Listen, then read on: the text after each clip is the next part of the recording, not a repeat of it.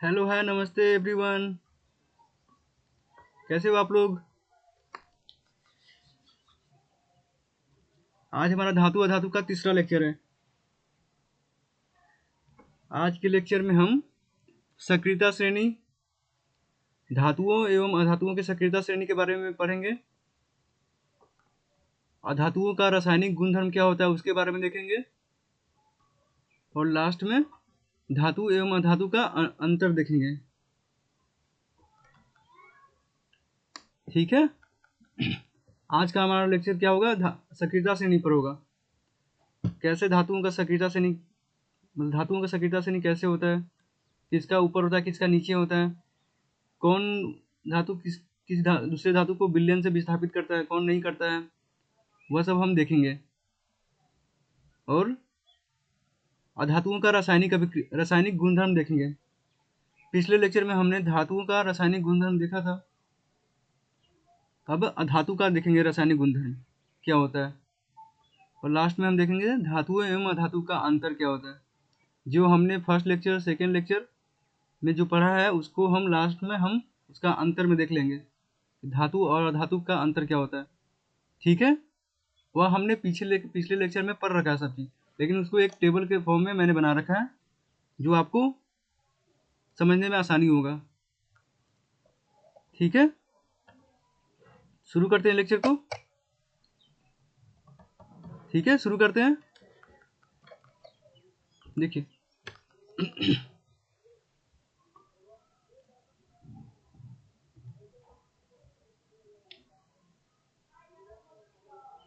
देखिए सक्रियता श्रेणी के बारे में। द रिएक्टिविटी सीरीज, सक्रियता श्रेणी मतलब द रिएक्टिविटी सीरीज। इसका डिफिनेशन देखिए, धातुओं को उनकी घटती हुई अभिक्रियाशीलता के क्रम में एक ऊर्ध्वाधर स्तंभ में सजाया गया है, जिसे सक्रियता श्रेणी कहते हैं। क्या कहने का मतलब कि उसके अभिक्रियाशीलता जिसका कमते रहता है, मान लीजिए सबसे ज़्यादा जिसका अभिक्रियाशील होगा उसको सबसे ऊपर रखेंगे। स्तंभ के सबसे ऊपर किसको रखेंगे? सबसे ऊपर हम उसको रखेंगे जिसका क्रियाशीलता सबसे अधिक होता है। फिर घटते हुए क्रम में उसको हम रखेंगे, मतलब जिसका उससे कम होगा उसको लिखेंगे, फिर उससे जिसका कम होगा उसको रखेंगे, फिर उससे जिसका कम होगा उसको रखेंगे। तो वही बोल रहा है, धातुओं को उनकी घटती हुई अभिक्रियाशीलता के क्रम में, अभिक्रियाशीलता जिसका कम घटते रहेगा उसको हम एक स्तंभ के रूप में लिखते हैं, सजा देते हैं, और उसे ही कहते हैं सक्रियता श्रेणी। ठीक है। जैसे मैंने पहले भी बताया था सक्रियता श्रेणी कैसे होता था। पहले पोटेशियम सबसे ज़्यादा होता है तो पोटेशियम को लिख दिया, फिर सोडियम का होता है तो सोडियम लिख दिया, फिर कैल्शियम का होता है तो कैल्शियम लिख दिया, फिर मैग्नीशियम का होता है, सॉरी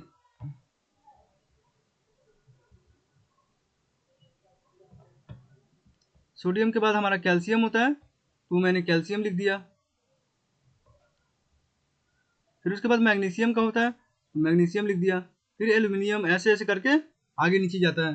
तो वही बोल रहा है कि एक स्तंभ के रूप में, एक स्तंभ है, यह स्तंभ हो गया, एक स्तंभ के रूप में हम धातुओं को क्रियाशीलता के आधार पर घटते हुए क्रम में हम लिखते हैं, सजाते हैं, तो उसे कहते हैं सक्रियता श्रेणी, मतलब रिएक्टिविटी सीरीज। सबसे पहले हो गया हमारा पोटेशियम, क्योंकि पोटेशियम का सबसे ज़्यादा क्रियाशील धातु होता है। उसके बाद सोडियम होता है, सोडियम जो होता है पोटेशियम से थोड़ा कम होता है, फिर कैल्शियम सोडियम से कम होता है, मैग्नीशियम जो होता है कैल्शियम सोडियम और पोटेशियम से भी कम होता है। तो ऐसे घटते हुए क्रम में जिसका अभिक्रियाशीलता जिसका क्रम घटते हुए क्रम में हम सजा देते हैं, किसमें? स्तंभ में, वर्टिकल कॉलम में। यह मेरा वर्टिकल कॉलम है ना, पहले पोटेशियम लिख दिया, फिर सोडियम लिख दिया, फिर कैल्शियम लिख दिया, फिर मैग्नीशियम लिख दिया। यह घटते हुए क्रम में वर्टिकल कॉलम में सजाते हैं, तो इसे ही हम कहते हैं सक्रियता श्रेणी। और इस श्रेणी में ऊपर वाला धातु नीचे वाला धातु को उसके लवण के विलयन से विस्थापित करता है। यह हमने अम्ल क्षारक एवं लवण वाले चैप्टर में भी देखा था।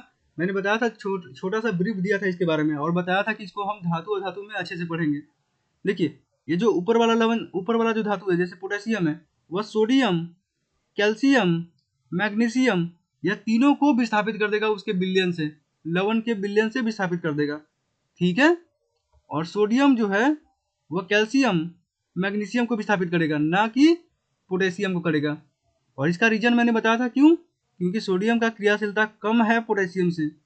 तो अगर क्रियाशीलता कम रहेगा किसी चीज से, तो उसको उसके विलयन से विस्थापित करना मुश्किल नहीं है, मतलब मुश्किल है, सॉरी, मुश्किल है। सोडियम जो है पोटेशियम को विस्थापित नहीं कर पाएगा, क्योंकि सोडियम का जो क्रियाशीलता है पोटेशियम से कम होता है। सोडियम जो है वो कैल्शियम और मैग्नीशियम को विस्थापित कर देगा। क्यों? क्योंकि सोडियम का जो क्रियाशीलता है कैल्शियम और मैग्नीशियम से ज़्यादा होता है। इसीलिए यही केस हमने पढ़ा था विस्थापन अभिक्रिया, जो हमने रासायनिक अभिक्रिया वाला चैप्टर में पढ़े थे।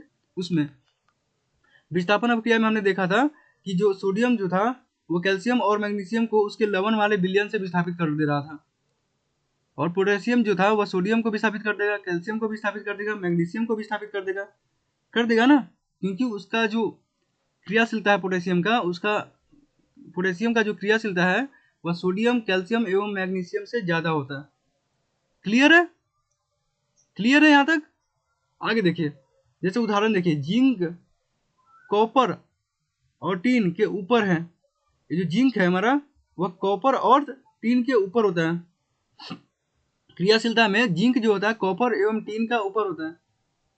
ये जो जिंक है कॉपर और टीन के ऊपर होता है। तो ऊपर होने का मतलब क्या है? ऊपर होने का मतलब है कि यह जिंक का जो क्रियाशीलता है वह कॉपर और टीन से ज़्यादा होता है। इसीलिए जिंक जो है कॉपर एवं टीन को उसके विलयन से विस्थापित कर देगा। ठीक है।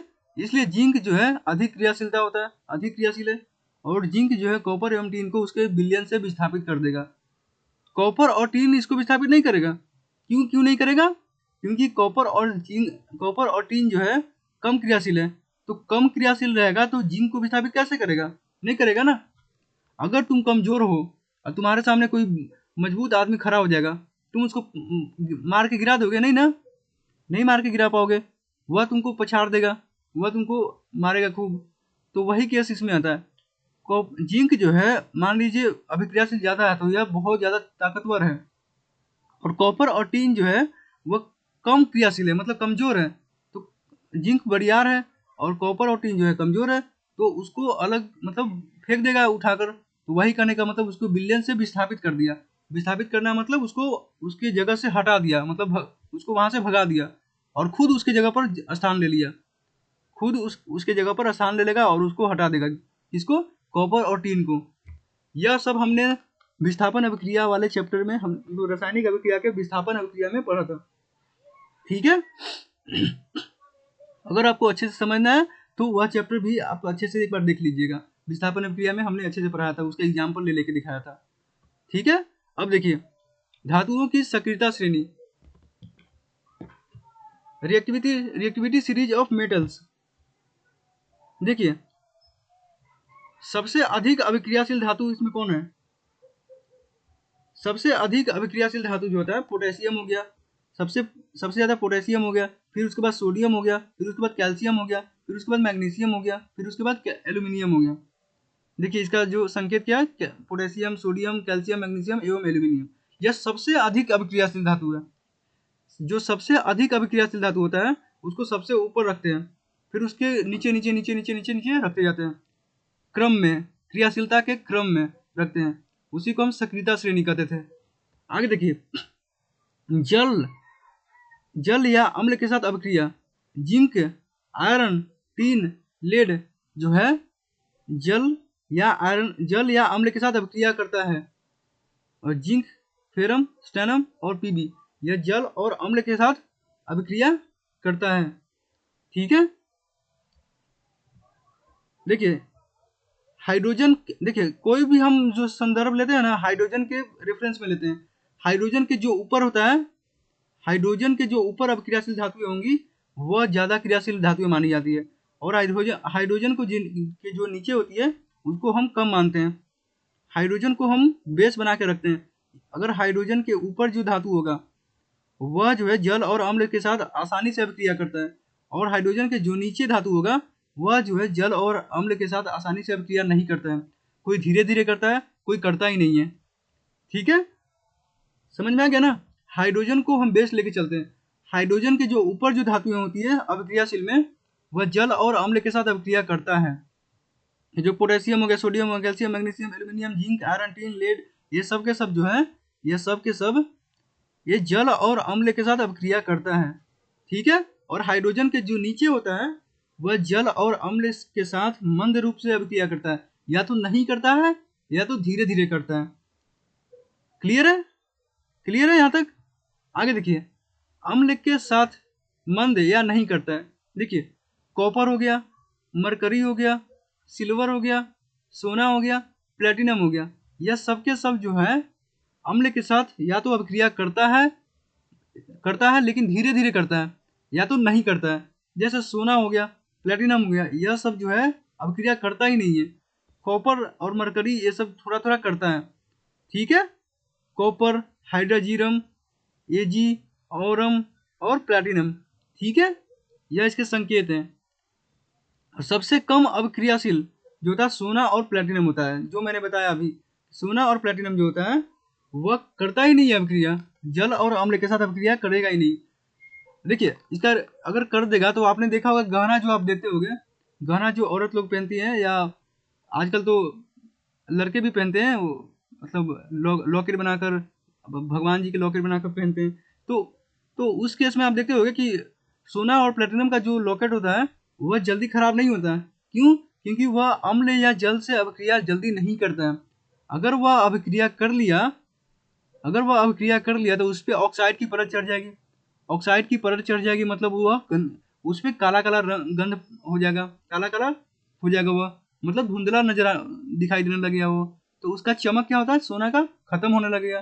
तो इसलिए ये जो सोना होता है और चांदी, सोना चांदी प्लेटिनम ये सब जो है वो बहुत कम अभिक्रिया करता है जल और अम्ल के साथ।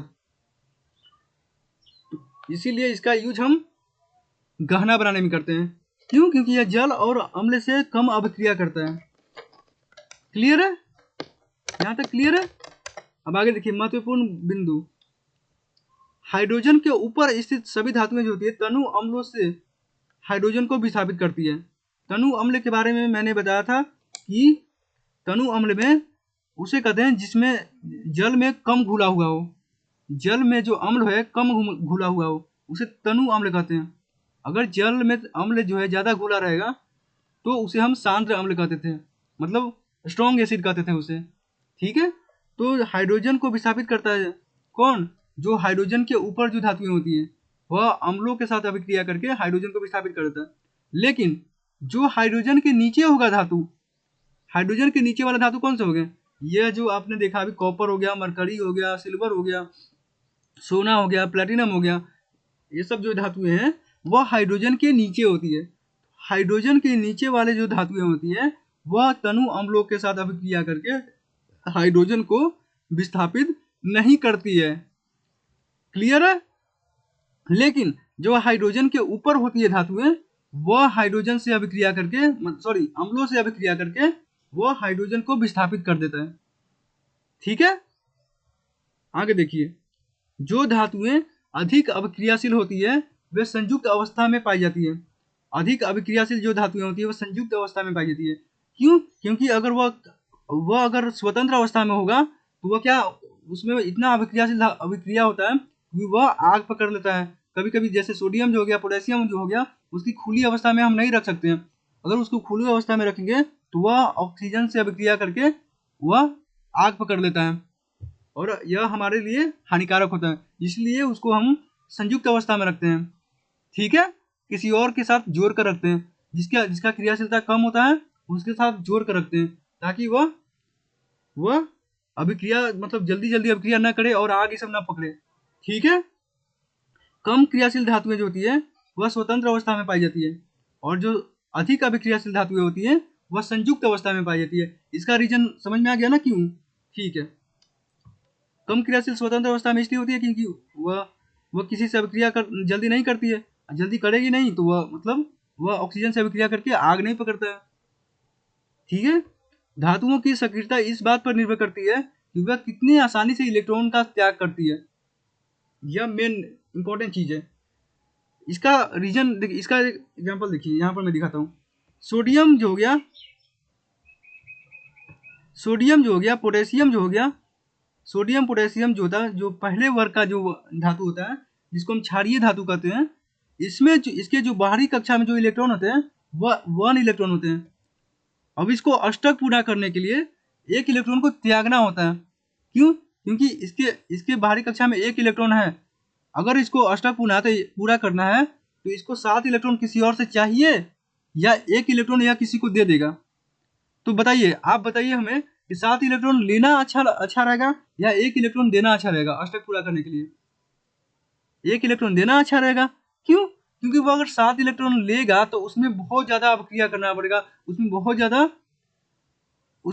ज़्यादा मतलब सबसे ऐसी रिक्वेस्ट, वो एक तरह से रिक्वेस्ट टाइप का हो जाएगा ना, कि हमें भी दे दो, हमें भी दे दो, हमें भी दे दो, 7 इलेक्ट्रॉन सबसे मांगते फिरेगा। इससे अच्छा वह क्या करेगा, वह 1 इलेक्ट्रॉन को त्याग कर देगा। 7 इलेक्ट्रॉन किसी से मांगना आसान नहीं है ना, लेकिन 1 इलेक्ट्रॉन देना आसान है। क्लियर है? अगर मैं जैसे अगर मेरे पास 10 रुपया है, मुझे 1 रुपया, मतलब मेरे पास 11 रुपया है और 10 रुपया हमें, मतलब बैलेंस बनाने के लिए हमें 10 रुपया चाहिए, तो 1 रुपया हम किसी को दे देंगे। ऐसा थोड़ा है कि 20 रुपया लेने के चक्कर में हम 9 रुपया किसी और से मांग लेंगे। नहीं ना, 20 रुपया करने के चक्कर में हम 9 रुपया किसी और से थोड़े मांगेंगे। और 9 रुपया कौन देगा हमें? कोई नहीं देगा, क्योंकि उसको भी 10 तो बनाना होता है ना, उसे भी 10 बनाना होता है। तो जिसके पास 9 होगा वह 1 रुपया लेके 10 बनाने की कोशिश करेगा ना कोशिश। तो वही जो 11 रुपया वाला है वह 1 रुपया उसको दे देगा, कहे कि उसका भी 10 पूरा हो जाए, हमारा भी 10 पूरा हो जाए। तो बैलेंस बनाने के लिए सारे लोग ये सब करते हैं। हम 9 रुपया वह किसी और से मांगेगा तो 9 रुपया कौन नहीं देगा? कोई नहीं देगा, क्योंकि उसको खुद अष्टक पूरा करना है। तो उसको अष्टक पूरा करने के लिए एक रुपया और चाहिए। तो उस एग्जाम्पल से इस एग्जाम्पल को जोड़ के देखिए। पोटेशियम के जो बाहरी कक्षा होता है उसमें 1 इलेक्ट्रॉन होता है, सोडियम के जो बाहरी कक्षा होता है उसमें 1 इलेक्ट्रॉन होता है। तो वह 1 इलेक्ट्रॉन देना पसंद करेगा, ना कि 7 इलेक्ट्रॉन लेना पसंद करेगा, क्योंकि एक कक्षा में 8 इलेक्ट्रॉन पूरा करना होता है। तो 1 इलेक्ट्रॉन है और 7 इलेक्ट्रॉन वो मांगेगा, तो 7 इलेक्ट्रॉन कोई देगा नहीं।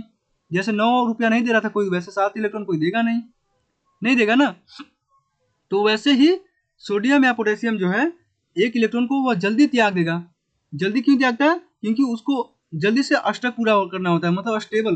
कोई भी लाइफ में अपना स्टेबल होना पसंद करता है, सोचता है कि लाइफ, नौकरी लग जाए, शादी हो जाए, माँ बाप खुश रहें, उसके बाद लाइफ अच्छी लगने लगती है, ऐसा सबको लगता है ना। तो वैसे ही धातु को भी लगता है कि 1 इलेक्ट्रॉन को अगर हम त्याग देंगे तो हमारा जो पूरा जो कक्षा है वह स्टेबल हो जाएगा। मतलब कोई भी इलेक्ट्रॉन एक दूसरे से लड़ाई नहीं करेगा, सबके सब एक जगह पर बैठा रहेगा। और ये जो 1 इलेक्ट्रॉन है ये उछलते कूदते रहता है, तो उछलते कूदते रहता है तो इसको त्याग देता है। फिर ले लो भाई, दूसरे को दे देता है उधार में। तो 1 इलेक्ट्रॉन त्याग दिया, तो जल्दी त्यागना ही वो अभिक्रियाशील पर निर्भर करता है, अभिक्रियाशील दर्शाता है। तो जो धातु जितना जल्दी इलेक्ट्रॉन को त्यागेगा वह धातु उतना ही क्रियाशीलता होता है। ठीक है? सोडियम और पोटेशियम जल्दी त्यागता है क्योंकि इसके पास 1 इलेक्ट्रॉन है। अब दूसरे वर्ग का जो धातु होता है, जैसे मैग्नीशियम हो गया, एल्यूमिनियम हो गया, यह सब जो धातुएं होती है वह 2 इलेक्ट्रॉन होती है उसके पास बाहरी कक्षा में। तो बताइए 1 इलेक्ट्रॉन को त्यागना आसान होगा कि 2 इलेक्ट्रॉन को त्यागना आसान होगा? 1 इलेक्ट्रॉन को। इसीलिए सोडियम पोटेशियम की अभिक्रियाशीलता सबसे ज्यादा होता है। और मैग्नीशियम एल्यूमिनियम, इस सब जो धातु है उसका जो अभिक्रियाशीलता है सोडियम पोटेशियम से कम है। ठीक है? क्योंकि उसके पास 2 इलेक्ट्रॉन होते हैं बाहरी कक्षा में, तो वह 2 इलेक्ट्रॉन त्यागने में थोड़ा संकोच करता है। ठीक है? और एल्यूमिनियम का तो तीसरे वर्ग में आता है, तो एल्यूमिनियम 3 इलेक्ट्रॉन उसके पास होता है, तो 3 इलेक्ट्रॉन को त्यागना और भी मुश्किल होता है। ठीक है? तो इसीलिए उसका अभिक्रियाशीलता और भी कम हो जाता है। ऐसे ऐसे करके आगे जाइएगा, जिसके पास 4 इलेक्ट्रॉन होगा वो और कम देगा, जिसके पास 5 इलेक्ट्रॉन होगा वो और कम देगा, ऐसे ऐसे करता है। ठीक है? समझ में आ गया? जो अभिक्रियाशीलता है इस पे निर्भर करता है कि इलेक्ट्रॉन का त्याग वह कैसे जल्दी कर रहा है, कैसे जल्दी नहीं कर रहा है। सोडियम पोटेशियम जो है इलेक्ट्रॉन का त्याग जल्दी करता है, तो उसका अभिक्रियाशीलता जो है सबसे ज्यादा होता है। उसके बाद हो गया मैग्नीशियम हो गया। मैग्नीशियम का अभिक्रियाशीलता कम है सोडियम पोटेशियम से। क्यों? क्योंकि उसकी बाहरी कक्षा में 2 इलेक्ट्रॉन होता है, तो 1 इलेक्ट्रॉन को त्यागने से अच्छा है, त्यागना आसान होता है 2 इलेक्ट्रॉन के मुकाबले में। और एल्यूमिनियम उससे भी कम है। क्यों? क्योंकि एल्यूमिनियम में 3 इलेक्ट्रॉन होता है, तो एल्यूमिनियम में 3 इलेक्ट्रॉन है, तो 1 इलेक्ट्रॉन और 2 इलेक्ट्रॉन को त्यागना आसान होगा कि 3 इलेक्ट्रॉन को त्यागना आसान होगा? 1 या 2 को? इसलिए एल्यूमिनियम का और नीचे हो जाता है। ऐसे ही करते करते अभिक्रियाशीलता बन जाता है सभी के सभी धातुओं का।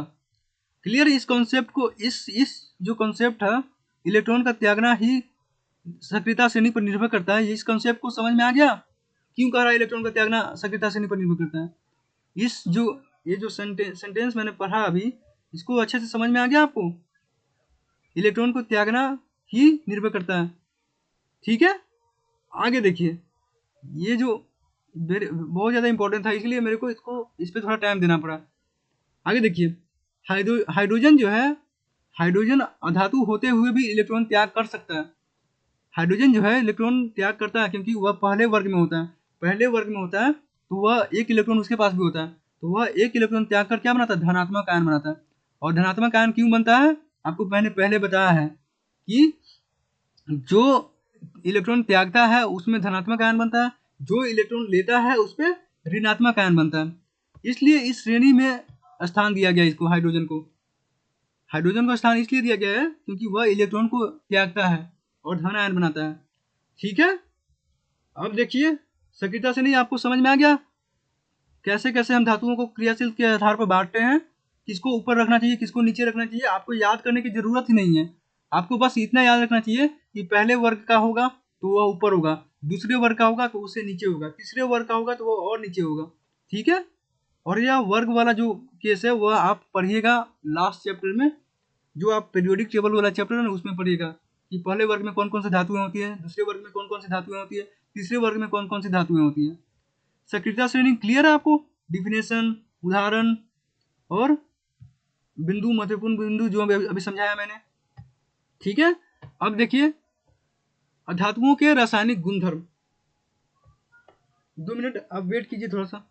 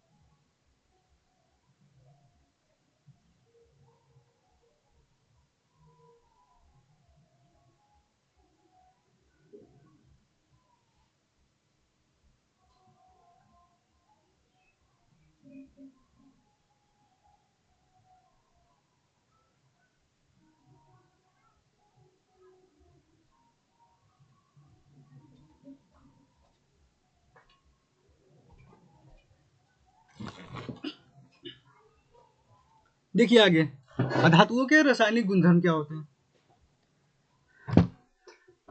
ठीक है, समझते हैं। धातुओं के परमाणुओं के बाह्यतम कोश में 4, 5, 6, 7 या 8 इलेक्ट्रॉन होते हैं। धातु के रासायनिक गुणधर्म में हमने क्या देखा था कि उसके बाह्यतम कोश में 1, 2 या 3 इलेक्ट्रॉन होता था। लेकिन जो अधातु है उसके बाह्यतम कोश में 4, 5, 6, 7 या 8 इलेक्ट्रॉन होते हैं। और हाइड्रोजन एवं हीलियम को छोड़कर, क्यों? क्योंकि हाइड्रोजन जो है पहले वर्ग में होता है, तो पहले वर्ग में जो होता है उसमें उसका जो इलेक्ट्रॉन होता है कितने होता है? बाह्यतम कक्षा में 1 इलेक्ट्रॉन होता है। ठीक है, तो हाइड्रोजन एवं हीलियम को छोड़कर और बाकी सारे के सारे जो अधातु हैं उसका जो बाह्यतम कोश में 4, 5 या 6, 7, 8 इलेक्ट्रॉन होता है। ठीक है, देखिए 4 किसका होता है? 4 जो कार्बन वाले जो वर्ग होता है, सॉरी कार्बन वाले जो वर्ग होता है उसका होता है। 5 किसका होता है? 5 होता है नाइट्रोजन वाले वर्ग का, और 6 जो होता है ऑक्सीजन वाले वर्ग का, और 7 किसका होता है? ब्रोमीन क्लोरीन वाला वर्ग का, और 8 किसका होता है? निष्क्रिय गैस वाले जो होते हैं ना उसका होता है, जो लास्ट में होते हैं। ठीक है।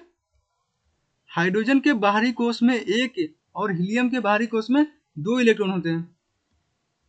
ठीक है, हाइड्रोजन के बाहरी कोष में 1 इलेक्ट्रॉन होते हैं क्योंकि वो पहले वर्ग में होता है, और हीलियम के बाहरी कोष में 2 इलेक्ट्रॉन होता है क्योंकि यह आठवें कोष में होता है, सबसे लास्ट वाले में होता है। यह अपना जो ड्यूप्लेट है वह पूरा कर लेता है। तो यह अक्रिय गैस है, तो यह लास्ट में होता है। ठीक है, यह इलेक्ट्रॉन को ग्रहण कर ऋणात्मक आवेश बनाता है, और मैंने बताया था क्यों ऋणात्मक होता है, क्योंकि इलेक्ट्रॉन जो ग्रहण करता है उसमें ऋणात्मक आवेश होता है।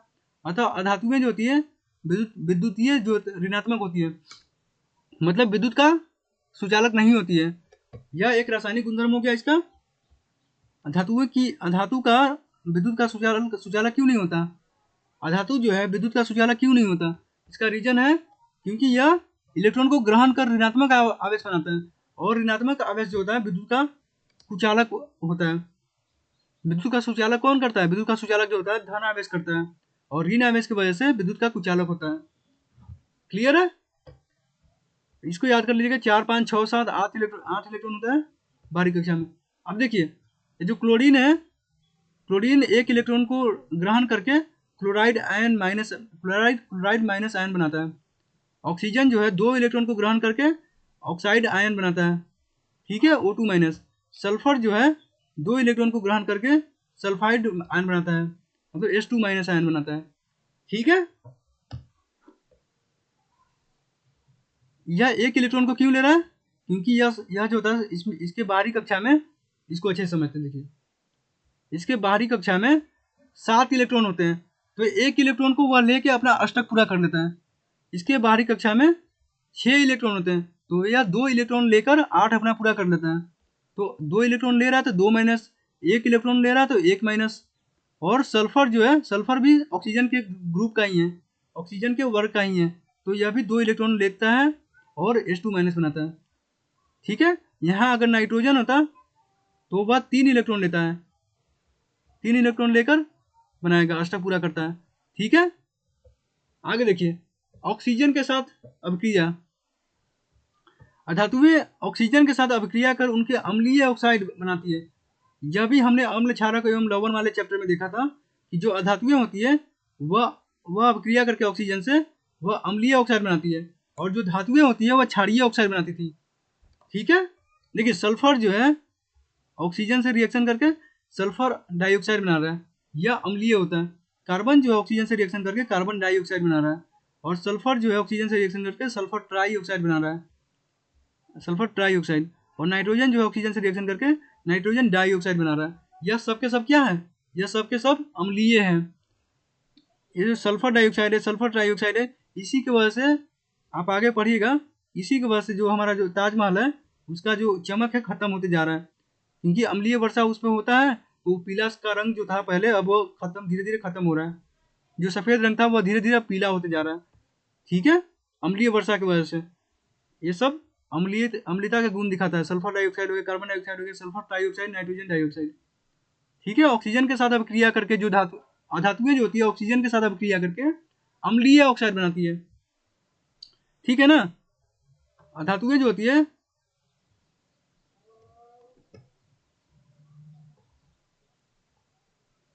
धातुएं ऑक्सीजन के साथ अभिक्रिया करके अम्लीय ऑक्साइड बनाती है। क्लियर है, आगे देखिए अधातु के अम्लीय ऑक्साइड जल में घुलकर अम्ल बनाते हैं। जो अधातु के जो अम्लीय ऑक्साइड है, ये जो सल्फर डाइऑक्साइड क्या है, अधातु के ऑक्साइड है।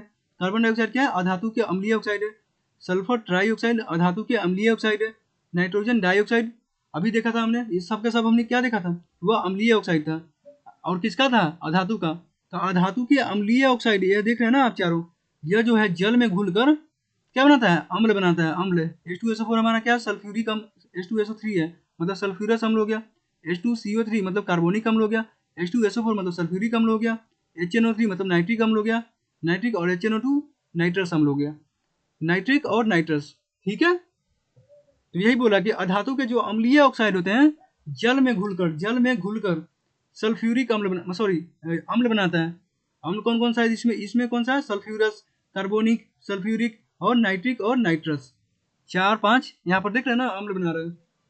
आगे देखिए यह सब उसका क्या है, यह सब रासायनिक गुणधर्म है। लेकिन कुछ अधातुएं ऑक्सीजन के साथ अभिक्रिया कर उनके उदासीन ऑक्साइड बनाती है। सभी के सभी जो अधातुएं होती है ऑक्सीजन के साथ अभिक्रिया करके अम्लीय नहीं बनाती है, यह एक्सेप्शन होता है। और एक्सेप्शन आपको तो मैंने पहले बताया कि एक्सेप्शन आपको एग्जाम में ज़्यादा पूछता है। ये जो अधातुएं होती है, कुछ कुछ अधातुएं जो ऑक्सीजन से रिएक्शन करके उदासीन ऑक्साइड बनाती है, जैसे हमारा H2O2 से रिएक्शन करके हमारा जल बनाता है, N2O2 से रिएक्शन करके N2O बनाता है, और N2O2 से रिएक्शन करके NO मतलब नाइट्रोजन मोनोऑक्साइड, और कार्बन O2 से रिएक्शन करके कार्बन मोनोऑक्साइड।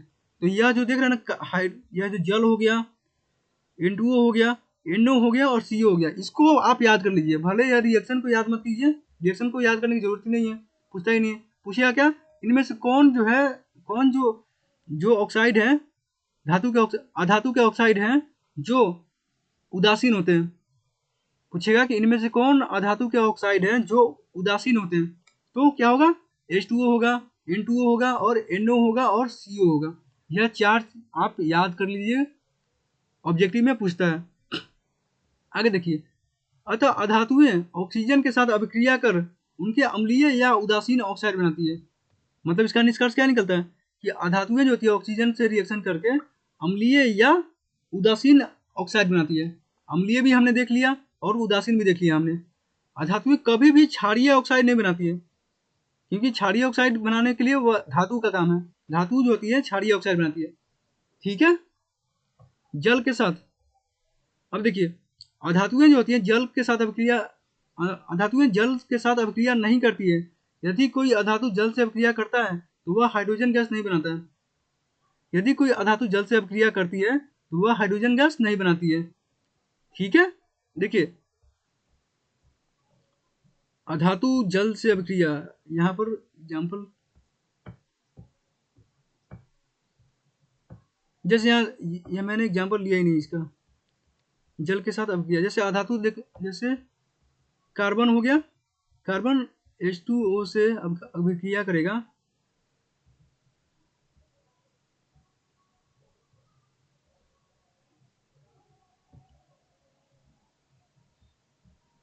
तो अभिक्रिया नहीं करता है। जो कार्बन हमारा है वह जल से अभिक्रिया नहीं करेगा। क्यों, क्योंकि यह अधातु है।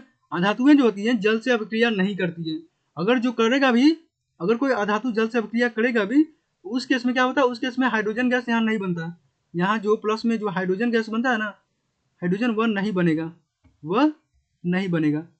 ठीक है, वैसे कोई कोई अधातु है जो अभिक्रिया कर भी लेगा मान लीजिए जल से, तो वह हाइड्रोजन गैस से हाइड्रोजन गैस नहीं बनाता है। ठीक है, लेकिन अधिकतर केस में आप ऐसे याद रखिए कि अधातुएं जो होती है जल से अभिक्रिया नहीं करती है। ठीक है, अब देखिए, अधातुएं अम्ल के साथ, अधातुएं अम्ल के साथ, अम्ल से अभिक्रिया कर हाइड्रोजन विस्थापित नहीं करती, क्योंकि अधातुएं दूसरे परमाणुओं से इलेक्ट्रॉन ले सकती है लेकिन दूसरे को इलेक्ट्रॉन दे नहीं सकती है। अर्थात अधातुएं इलेक्ट्रॉन ग्राही होती है। इसमें क्या करा, अधातुएं जो होती है अम्ल से अभिक्रिया करके हाइड्रोजन को विस्थापित नहीं करता है। क्यों, इसका रीजन क्या है, इसका रीजन यह है कि अधातुएं जो होती है दूसरे परमाणुओं से इलेक्ट्रॉन लेती है। मैंने पहले बताया था कि अधातुएं इलेक्ट्रॉन लेती है, ना कि देती है। इसके बाहरी कक्षा में 4, 5, 6, 7, 8 इलेक्ट्रॉन होते हैं, तो वह अपने अष्टक पूरा करने के लिए 1, 2 इलेक्ट्रॉन या 3 इलेक्ट्रॉन ले सकता है, लेकिन 7, 8 और 6, 7 इलेक्ट्रॉन थोड़े दे देगा वो। ज़्यादा देने से अच्छा है कि कम ले ले। ठीक है, और धातु के केस में क्या था, कम, ज़्यादा लेने से अच्छा है कि कम दे दें। तो वही धातु में केस था कम देने वाला, और अधातु वाला में केस है कम लेने वाला। ठीक है, क्लियर है, क्लियर है। तो इसलिए कह रहा है कि अधातु जो है इलेक्ट्रॉन को ले सकता है लेकिन दे नहीं सकता है, इसलिए यह हाइड्रोजन को विस्थापित नहीं करता है। अधातुएं जो होती है हाइड्रोजन को विस्थापित नहीं करती है, और अधातुएं जो होती है सक्रियता श्रेणी में वह हाइड्रोजन से नीचे होता है। सारे के सारे जो धातु होते हैं सक्रियता श्रेणी में नीचे होता है, हाइड्रोजन के इस तरफ होता है, और धातुएं जो होती है सक्रियता श्रेणी में हाइड्रोजन के ऊपर होती है।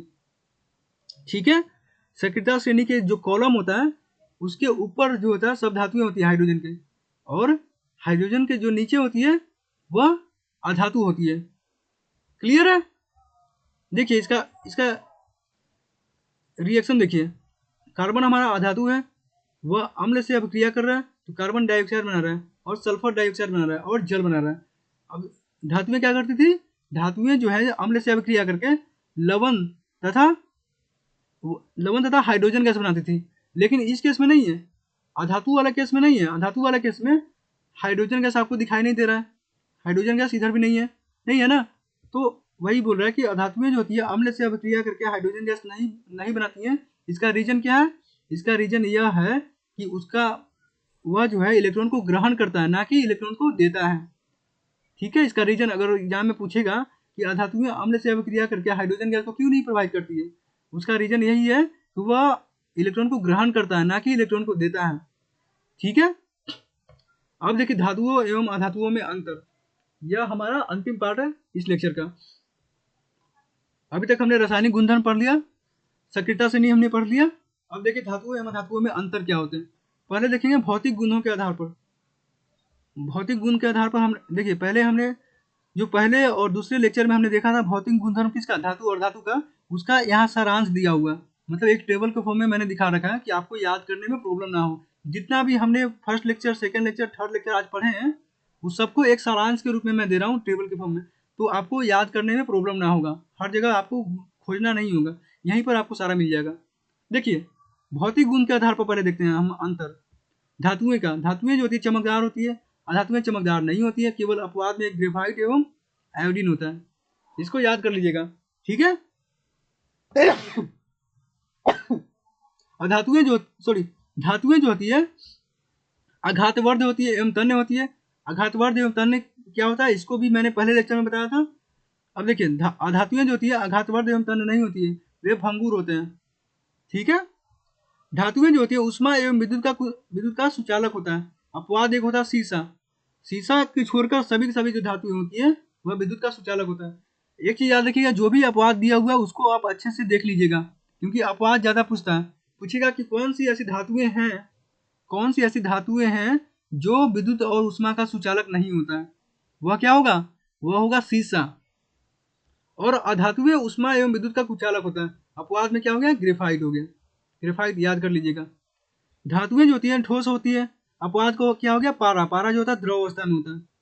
ठीक है, अधातुएं जो होती है अधातुएं ठोस एवं गैस होती है, जैसे ब्रोमीन हो गया। ब्रोमीन क्या होता है, ब्रोमीन हमारा क्या होता है, गैस के रूप में होता है। सॉरी, अधातु ये ब्रोमीन जो है ना, ब्रोमीन हमारा द्रव के रूप में होती है।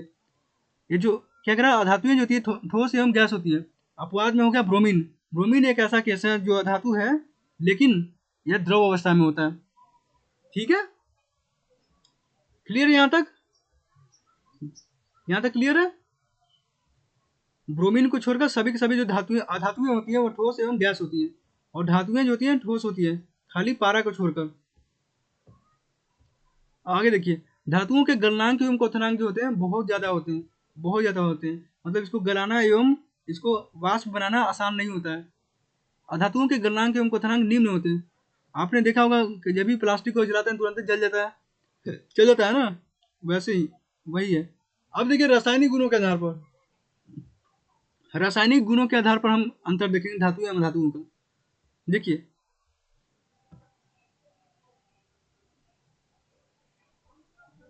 अब देखिए, धातुएं जो होती है विद्युत धनात्मक होती है, क्यों, क्योंकि वह इलेक्ट्रॉन को देता है, इलेक्ट्रॉन देने वाला धनात्मक होगा।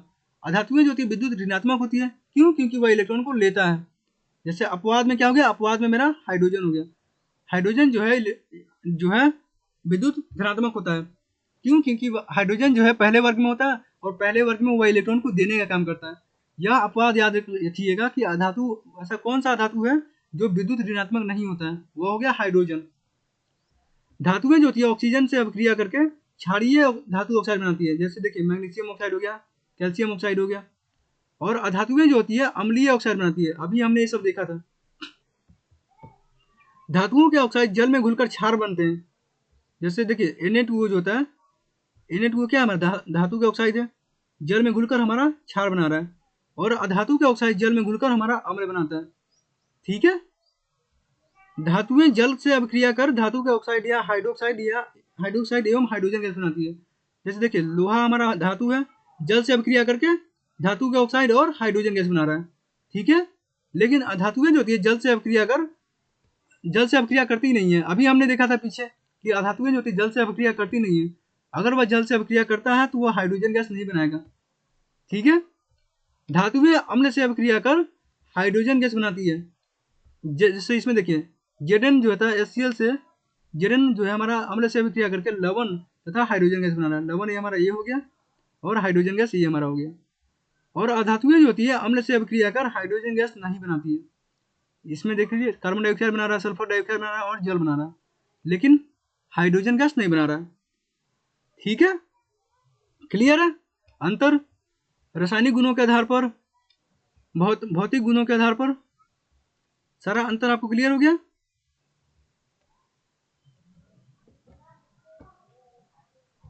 आगे देखिए,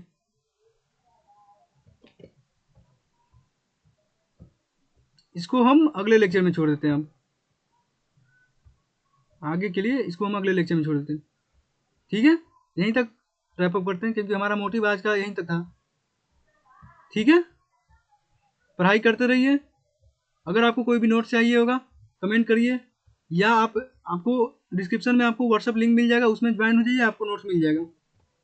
ठीक है, थैंक यू।